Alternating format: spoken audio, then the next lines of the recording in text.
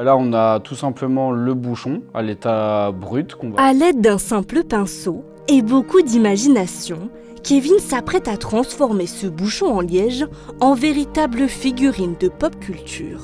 L'idée, c'est d'avoir des bouchons qui soient assez larges. On va pas prendre des bouchons de vin parce que sinon, ça va pas permettre de faire la tête des personnages. Et les bouchons de cidre sont vraiment tout petits et donc du coup, c'est pas assez grand. Et la tête justement est beaucoup trop large par rapport au tronc et souvent ils tiennent pas droit non plus, donc on les écarte systématiquement. Après une première couche de gesso, puis d'une sous-couche, le dessinateur amateur s'attaque désormais au contour.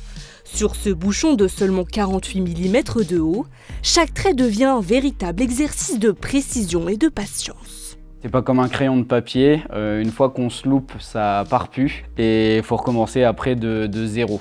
Le bouchon se couvre de plusieurs couches de couleurs. Et t'as la palette. Puis Audrey l'habille en collant des accessoires fabriqués à partir de carton recyclé.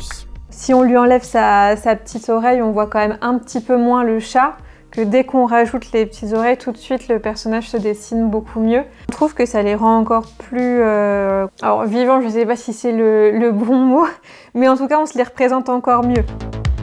Des personnages de bande dessinée au dessin animé, en passant par l'équipe du FC Metz, en seulement 6 ans. Voilà, moi c'est un de mes préférés parce qu'effectivement je trouve qu'il est super bien réalisé.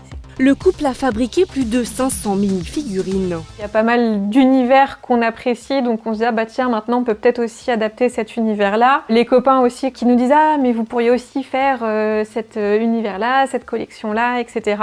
Donc au final on a récupéré plein d'idées un petit peu partout. Maintenant voilà ça donne cette collection-là qui continue de s'agrandir encore. Encore, et surtout pas question de les vendre.